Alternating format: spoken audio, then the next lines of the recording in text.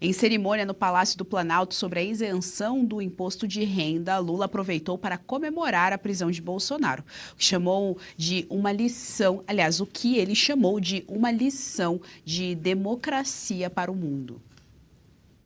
A justiça brasileira mostrou a sua força, não se amedrontou com as ameaças de fora e fez um julgamento primoroso, onde não tem uma acusação de oposição.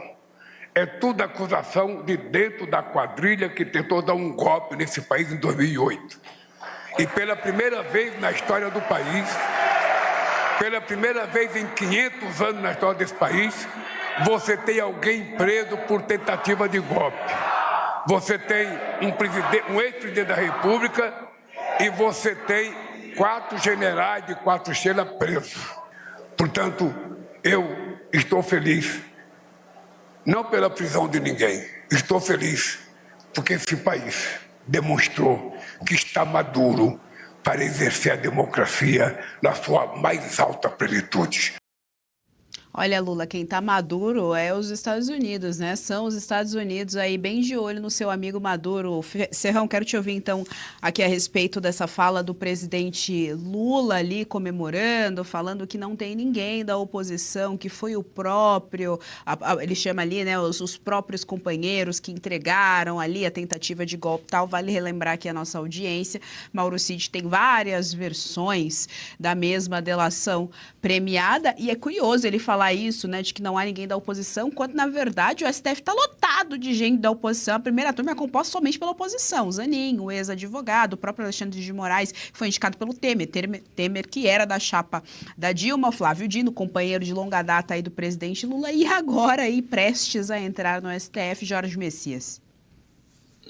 Essa arrogância vingativa do Lula é a causa dos males brasileiros nos últimos tempos.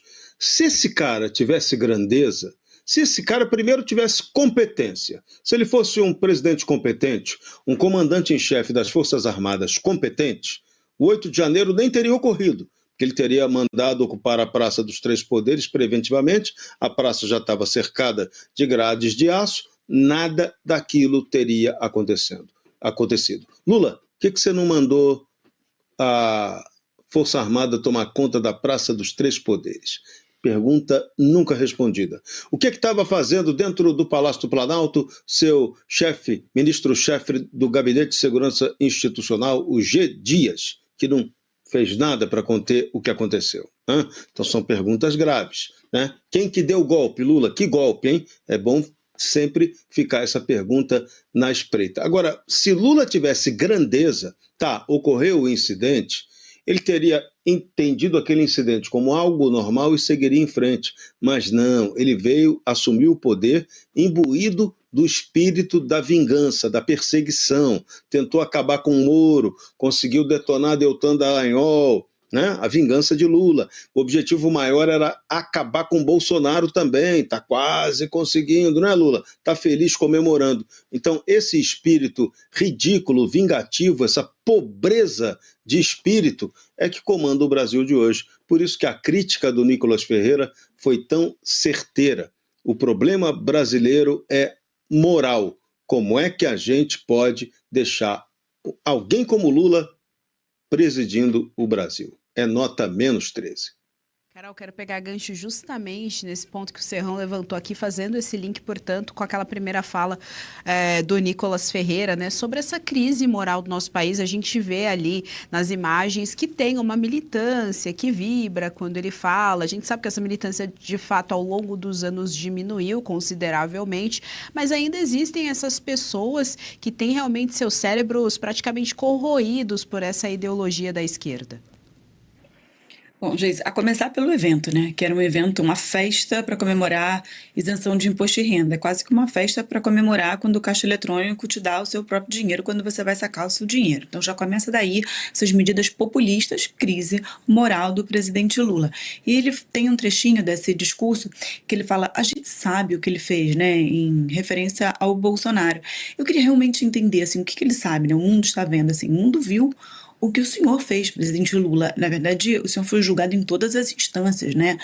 Foi julgado por Moro na primeira instância, foi julgado por depois 3 desembargadores, e ficou preso 580 dias. Lula hoje está solto, tem aquela fala super corajosa da ministra Eliana Calmon, que define isso daí. O STF, né, o sistema como um todo, precisava se proteger, identificou o Lula como um potencial candidato para derrotar o Bolsonaro, não de maneira nenhuma por coisas erradas que o Bolsonaro havia feito, mas ao contrário, porque o Bolsonaro estava avançando, né, para conseguir cada vez mais, a gente nunca vai conseguir destruir o sistema, mas cada vez mais, né, neutralizar essas forças políticas, e aí, óbvio, puxaram ali o Lula da cadeia, inocentaram. O que o Lula passou foi uma questão de CEP. Se alegou, então, que a competência da 13ª Vara de Curitiba não era, né, que a vara não seria competente para julgar o Lula, porque seria competente para julgar somente os casos de corrupção da Petrobras. E veja bem, Lula foi julgado pelo sítio de Atibaia, pelo triplex, por doações do Instituto Lula. Então, Lula foi julgado por mais assuntos, mas isso não significa que a corrupção da Petrobras não pudesse ter sido julgada ali. Então, uma interpretação completamente elástica, né?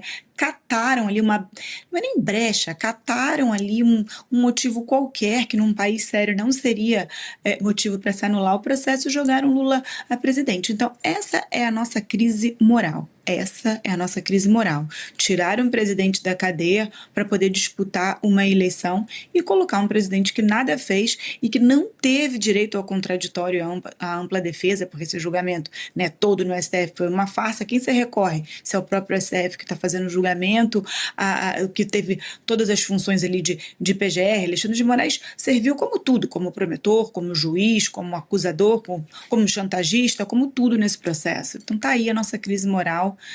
Mais uma vez, repito, o Nicolas lavando a nossa alma, como poucos parlamentares hoje fizeram.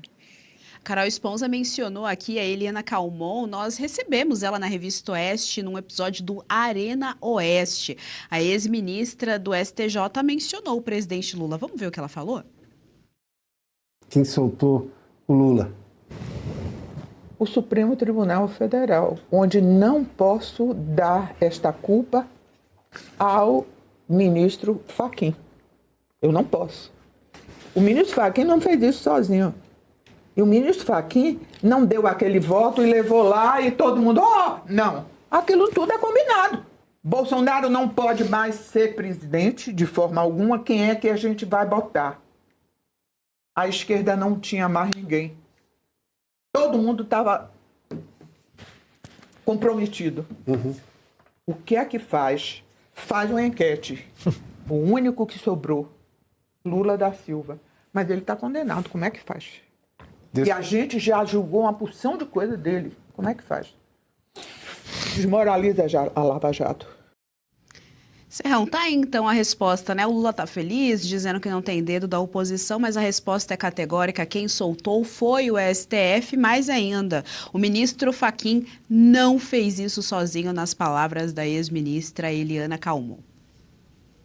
Da mesma forma como o ministro Alexandre de Moraes também não faz nada sozinho no Supremo Tribunal Federal.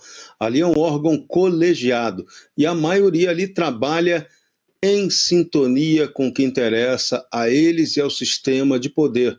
Tanto que já estão hoje circulando informações de que os ministros Cássio Nunes Marques e André Mendonça já estão telefonando para os senadores para pedir votos a favor da aprovação de Jorge Messias para a vaga de Luiz Roberto Barroso no Supremo Tribunal Federal. Então, uma vez Supremo, sempre Supremo. Quem está ali atende colegiadamente. Quem está ali apenas faz um jogo de vez em quando de discordância. Mas, na verdade, todos concordam com tudo o que está acontecendo ali e com todas as decisões do Supremo Tribunal Federal.